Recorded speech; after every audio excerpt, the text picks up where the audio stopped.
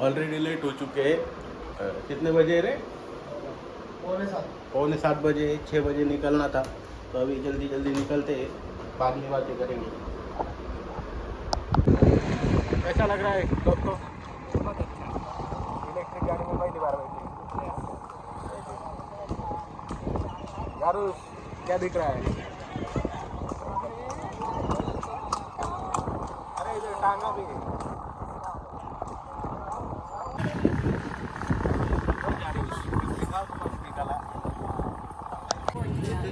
आगे की बातें हमारे गाइड साहब करेंगे। It was not open for public people. So इस तरीके से huge जंगल था around the building. You can't see proper view from the main entrance. So उस टाइम पे किस तरीके से गार्डन्स के अंदर चेंजिंग की गई है, उसकी यहाँ पे फोटोग्राफी शो ऑफ की गई है। अभी जो आप फ्रेंच गार्डन कॉन्सेप्ट देख रहे हैं, ये ब्रिटिश गवर्नमेंट के टाइम में बनाया गया, क्योंकि मुगल जो है पैराडाइज गार्डन कॉन्सेप्ट यूज करते हैं। यहाँ पे फ्रूट ट्रीज, फ्लावर ट्रीज वगैरह यूज किया जाता था। अभी साइड सेक्शंस में ओल्ड कॉन्सेप्ट रखा गया है। मैं आपको दिखाऊंगा अंदर जाकर। More than 680 metre. लेकिन ताजमहल की स्पेशलिटी ये है कि जितना दूर से आप ताजमहल को देखेंगे उतना आपको करीब महसूस होगा, ह्यूज लगेगा, बड़ा दिखाई देगा और अट्रैक्टिव फील होगा। जैसे जैसे आप पास जाएंगे दूर होता जाएगा। ये कोई मैजिक नहीं है, बल्कि ये इल्यूजन है, क्योंकि यहाँ से जो आपका IQ जो रेटिना है, वो जो बीच का टोटल डिस्टेंस है उसको जूम कर रहा है। उसको आप एबल नहीं है देखने के लिए, सिर्फ इसलिए बिल्डिंग क्लोज नजर आ रही है। अगर आप अपने मोबाइल के थ्रू दिखेंगे without zoom, then you can see how far from here. So ये जूम कर रहा है IQ। दिख रहा है इसमें भी। आम पब्लिक को यहाँ पे अलाउड किया जाता था घूमने के लिए, तो वो लोग यहाँ पे 1 नाइट 2 नाइट स्टे कर सकते थे। उसके बाद अभी 40 साल पहले यहाँ पे हर एक स्टेट का कॉटेज प्लेस हुआ करता था। जैसे महाराष्ट्र का जो फेमस काम है उसकी दुकान हुआ करती थी, यूपी का काम है ये वो। उसके बाद सुप्रीम कोर्ट ने एक स्पेशल ऑर्डिनेंस पास करके उन सबको बाहर कर दिया। अब कॉटेज प्लेसेस जो हैं वो बिल्डिंग के बाहर हैं। इस कोर्टयार्ड में 3 आउटर एंट्रेंसेस हैं, ईस्ट, वेस्ट और साउथ। नॉर्दर्न डायरेक्शन में ये मेन एंट्रेंस गेट है, इसको बादशाही दरवाज़ा कहते हैं। मैंने आपको बताया एशिया का 2nd हाईएस्ट डोर है, 35 मीटर्स की हाइट है। जिस तरीके का आर्किटेक्चर आप फ्रंट पे देख रहे हैं, exactly same you can C from all side, क्योंकि ताजमहल की जो स्पेशलिटी है वो सिमेट्रिकल आर्किटेक्चर है। परफेक्ट सिमेट्री यूज़ की गई है, जो पार्ट ऑफ इस्लामिक वर्क है। मार्बल पैनल के ऊपर जो कैलोग्राफी आप देख रहे हैं, मैंने आपको बताया सूर्य अल फज्र, 22 कुरानिक आयात, 22 कुरान के श्लोक पूरे ताजमहल में लिखे गए हैं। ये उनमें से एक है। इसकी जो खूबसूरती, जो स्पेशलिटी है वर्क की, वो ये है कि नीचे से लेकर ऊपर तक आप लेटर्स देखिए, सारे लेटर्स आपको सिमिलर साइज में फील होंगे पर्सपेक्टिव वे में, क्योंकि in actual bottom to top इन सारे लेटर्स को इंक्रीज किया गया है अकॉर्डिंग टू रिक्वायरमेंट। मेरा कहने का मतलब ये है कि नीचे के जो लेटर्स हैं वो छोटे लिखे गए, उसके बाद स्टेप टू स्टेप जैसे जैसे हाइट बढ़ती गई है, उन लेटर्स को इंक्रीज करते गए, बड़ा करते गए, जैसे सारे सिमिलर साइज में फील हो। देवर मोर देन 20,000 पीपल, और वो लोग इंडियंस नहीं थे, बल्कि उनको अपॉइंट किए गए थे डिफरेंट इस्लामिक कंट्रीज से, जैसे ईरान है, इराक है, टर्की है, अफगानिस्तान है।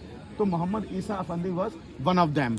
इसके अलावा ताजमहल की जो खूबसूरती है, जो स्पेशलिटी है, वो एक कलरफुल वर्कमैनशिप है जो आप मार्बल फेस के ऊपर देख रहे हैं। ये कोई पेंटिंग वर्क नहीं है, बल्कि सारे रियल जेमस्टोन है। जेमस्टोन जिनको लोग प्रेफर करते हैं ज्वेलरी के अंदर, precious stone, semi precious stone, जो लोग एस्ट्रोलॉजी में बिलीव करते हैं, वो लोग उनको राशि रत्न कहते हैं। तो ये सारे स्टोन 17वीं सेंचुरी में इम्पोर्ट किए गए डिफरेंट कंट्रीज से, और मोर देन 5.6 इंचेस मार्बल के अंदर डीपली उसको इनले किया गया with the help of super glue.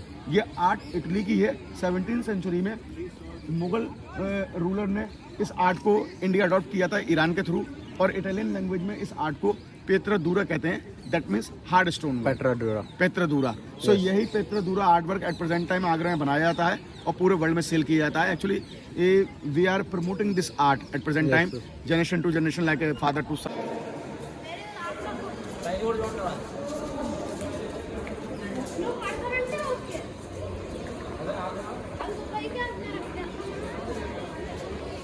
Symmetrical architecture है, वो मुगलों गेस्ट हाउस है, उसे जमात खाना कहते हैं पर्शियन लैंग्वेज में। तो चारों साइडों से बिल्कुल एग्जैक्टली सेम डिज़ाइन किया गया है। इवन आप गेट देखिए, जैसा आपने फ्रंट पे देखा गया है, वो थर्ड वाइफ थी शाहजहाँ की, और इनका नाम था मुमताज़ महल, that means glory of palace.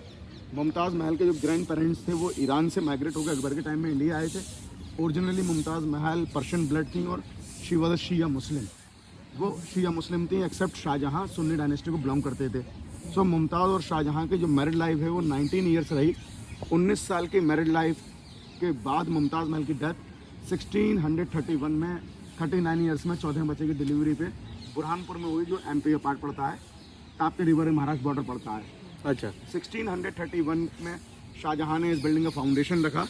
It means she never saw it. Mumtaz महल ने इस बिल्डिंग को नहीं देखा है।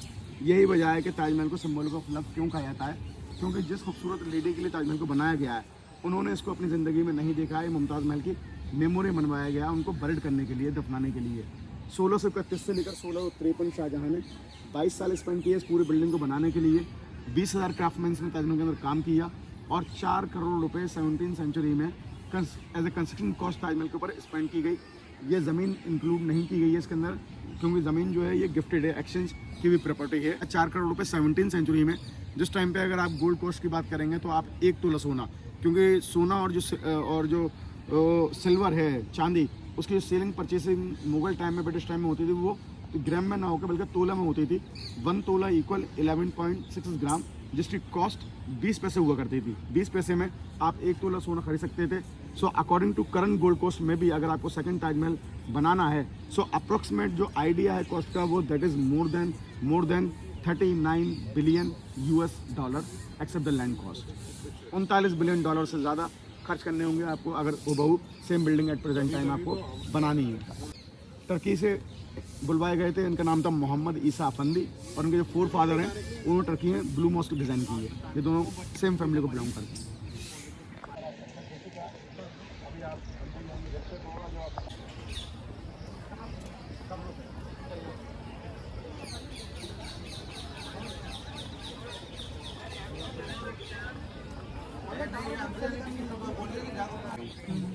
कॉर्नर देखिए, शाइनी दिख रहे हैं हाँ, इस बार के, इनके सारे रियल जेमस्टोन हैं। You need actually right direction during the day. जब सनलाइट इसके ऊपर स्ट्रेट पड़ती है आर्ट के ऊपर, तो ये सारी पूरी आर्ट जो है ये स्पार्क करती है लाके पीसेस ऑफ द डायमंड्स। इसका नाइट व्यू जो है वो बहुत ज़्यादा इंप्रेसिव है। किस तरीके से वो मैं आपको बाहर दिखाऊंगा। तो देखिए, ताजमहल के चारों फेसेस जो हैं वो इक्वल हैं, और ताजमहल की अगर आप हाइट के बारे में बात करेंगे तो bottom book top with metal finial, Taj Mahal की जो लेंथ है वो 83.8 मीटर है। इट मीन्स ये एट प्रेजेंट टाइम इंडिया का टॉलेस्ट मॉन्यूमेंट है। इवन ये कुतुब मीनार से 10 मीटर हाइट में ज़्यादा है। कुतुब मीनार की जो टोटल लेंथ है वो 72.8 मीटर है। तो करारा और ऑस्ट्रेलियन दोनों पोरस क्वालिटी है, एक्सेप्ट मकराना अकेले वाइट मार्बल है वर्ल्ड में जो नॉन पोरस क्वालिटी है। Non porous it means it can't absorb anything. आप इसके ऊपर अल्कोहल डालिए, टी, कॉफ़ी, फूड, सांवर, करी, कुछ भी डालिए, आप आसानी से स्क्रब करके इसको साफ़ कर सकते हैं। यही वजह है कि 390 साल बाद भी ताजमहल हूबहू अपने नेचुरल वाइट कलर में बरकरार है, क्योंकि इजीली आप इसको क्लीन कर सकते हैं। उन्हें जो इसको ट्रांसलूशन और हार्ड बनाता है। तीसरा, ये बिल्डिंग कलर चेंज करती है अकॉर्डिंग टू क्लाइमेट, जिसे हम लोग मूड्स ऑफ ताजमहल कहते हैं। जैसे आपने इंटरनेट पे पिक्स देखी होंगी कि ताजमहल कहीं पिंक कलर में, कहीं येलो, कहीं ऑरेंज, कहीं मिल्की वाइट। ये according to time, according to weather है। सपोज करिए अगर आप सनराइज़ के टाइम में आएँ, अगर जून का टाइम हो जब टेम्परेचर 45 to 50 डिग्री होता है, और ईस्टर्न फेस से ताजमहल को अगर आप देखेंगे तो ईस्टर्न फेस ताजमहल का आपको पिंक व्यू देगा। सनसेट के टाइम पे वेस्टर्न डायरेक्शन जो हमारे सामने है ये ऑरेंज शाइनी दिखाई देता है। 12-2 जब स्ट्रेट लाइट इसको पड़ती है सन की, तो ये गोल्डन शाइनी हो जाता है। मतलब ये इतना ह्यूज शाइनी हो जाता है कि you can't see more than 1 and 2 minutes without goggles. और इसका जो बेस्ट व्यू है वो ड्यूरिंग द नाइट है, बट सिक्योरिटी रीजन के हिसाब से टूरिस्ट को अलाउड करते हैं up to the royal gate. जब आप लोग वहाँ पर खड़े होंगे तो वहाँ से ये गार्डन आपको डार्क दिखाई देगा। ये पूरी बिल्डिंग मिल्की वाइट कलर में ग्लो करती हुई दिखाई देगी, चमकती हुई। जो रेड कॉर्निलियन है somewhere shiny like in blood colour, then rest of stone जो है वो सिल्वर शाइनी दिखाई देते हैं। ये ताजमहल की खूबसूरती है, उस टाइम का मैग्निफिसेंट व्यू है। वो पेठा मतलब क्या होता है उसमें? पेठा देखिए, मेरी बात सुनिए, इसकी जो खेती है वो आपके महाराष्ट्र में होती है। अच्छा। ये कद्दू जो होता है पम्पकिन, उसकी फैमिली से उसकी फैमिली का है। बेसिकली आगरा में पेठा बनाया जाता है और पूरे हिंदुस्तान में सेल किया जाता है, क्योंकि ये नेचुरल स्वीट है। अच्छा। और बेस्ट क्वालिटी का पेठा जो है, देखिए पेठा तो आपको 100 रुपये किलो भी मिल जाएगा, पेठा 50 रुपये किलो भी है, और पेठा 500 रुपये किलो भी है। तो ये क्वालिटी के ऊपर है, जैसे मिठाई होती है वैसे पेठे का हिसाब भी है। लेकिन यहाँ पे मतलब कहाँ पे मतलब देखिए यहाँ पे जो टिकट मिलेगी, जो रेपुटेड शॉप्स हैं वो पंछी है और प्राचीन है। लेकिन वो तो बहुत सारे है इसलिए ISO नंबर होता है। जो ओरिजिनल शॉप है उस पर ISO नंबर होता है। पंछी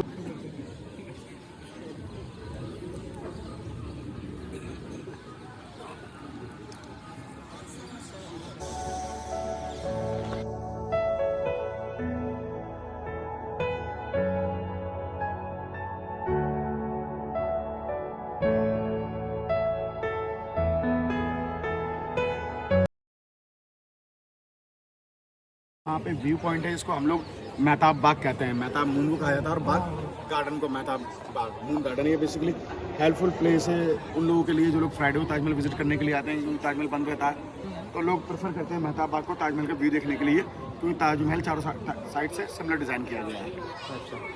वो ब्लैक में कुछ बनाने वाले थे। Second Taj Mahal according to some student, second Taj Mahal he was planning for himself. नहीं, वो कलर क्या ब्लैक था क्या? ब्लैक ऑनेक्स जो हमारे पास कुरान डिस्क्रिप्शन में। तो वहाँ पे मूनलाइट से देखने के लिए भी वही सेम चीज़। हाँ,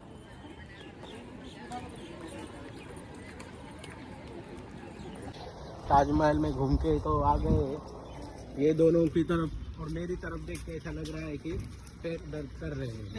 हाँ? ये तो उधर गाड़ी मंगा रहा था। वैसे ज़्यादा जो देखा अच्छे से धोई है गाड़ी भैया ने।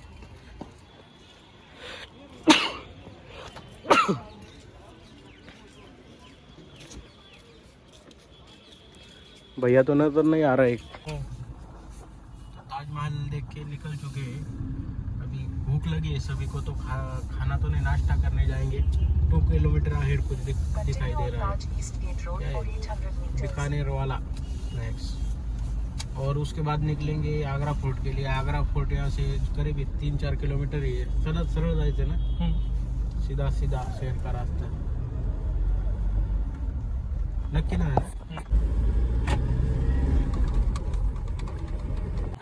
मेरे पीछे आप देख पा रहे होंगे आगरा फोर्ट।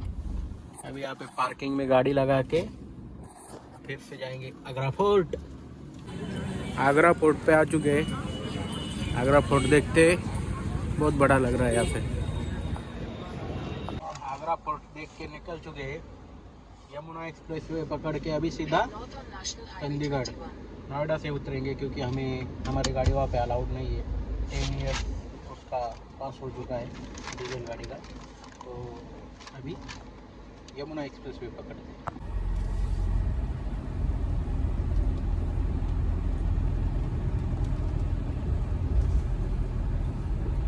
यमुना रिवर के ब्रिज पे आ चुके हैं। पानी तो नहीं दिख रहा है। नहीं, पानी बहुत कम है। डीजल भी कम हो चुका है, 3 रुपये लग चुके हैं गाड़ी। अभी डीजल भरवाएंगे पहले, बाद में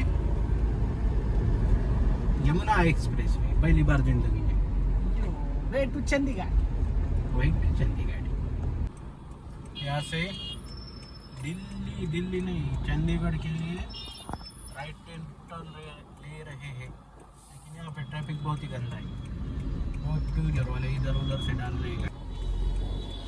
यहाँ से फाइनली यमुना एक्सप्रेसवे पे चढ़ रहे हैं। सूरज, नाश्ते का क्या करने का तुम्हारे यहाँ? तो पड़ेगा, लेकिन चलो आगे देखते हैं। आज सबके खाने का बहुत बिगाड़ हुआ है। डिमांड बहुत है खाने का ना। खाने का टाइमिंग बदल चुका है आज के दिन। पहले मेरे को फास्टैग रिचार्ज करना पड़ेगा। डीजल तो भरवाना पड़ेगा ना। उनकी फुल करवा देते हैं। फुल नहीं करेंगे, अभी 4000 का डालेंगे। क्या लगता है इधर?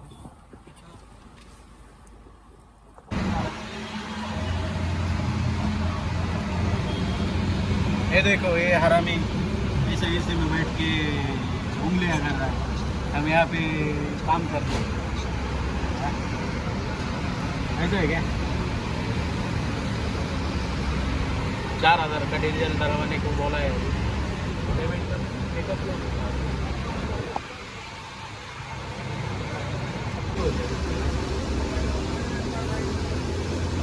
मेरे को लगता है दिल्ली में ये नहीं चलती है गाड़ी, ज़्यादा पुरानी डीजल गाड़ी होता है। ये पूछा नोएडा का मालूम है? ऐसी कोई जानकारी नहीं है। नोएडा कितना हो गया? दिल्ली 200 किलोमीटर से बैठती है। आगे तो यमुना के पुल पे 200 किलोमीटर का बोल रहे हैं। 5-6 किलोमीटर तो वही होगा यमुना का पुल। यमुना पे बहुत भागते हैं गाड़ियाँ, स्पीड बहुत है। यमुना एक्सप्रेस में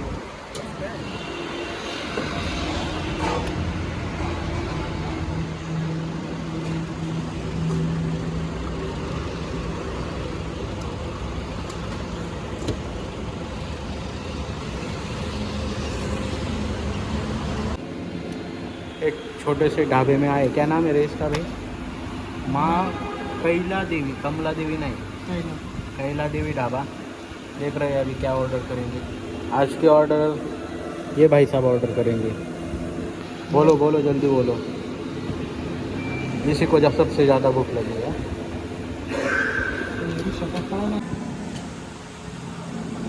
सूरज भी सीख गया है, वो भी एक चैनल निकालेगा। क्या सूरज? फूड का है, फूड में खाएगा वेज? खाएगा वेज। हाँ? अभी ये कौन सा था? ये दम आलू था आपको जो मिला वो। ये कौन सा है? दम आलू। ये मटर पनीर। मटर पनीर है। रोटी भी आ गई। रोटी भी आ गई है।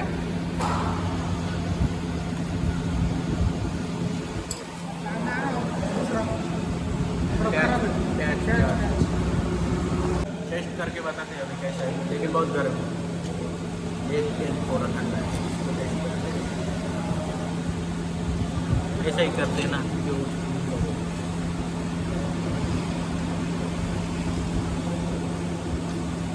ठीक है, दोनों सेम। कितना रेटिंग दोगे आज 5 में से? क्या रेटिंग दोगे? वो देखो क्या बोलते हो, वो देखो बाद में रेटिंग दो। क्या है? खाओ अभी, क्या है तुम भी खाओ।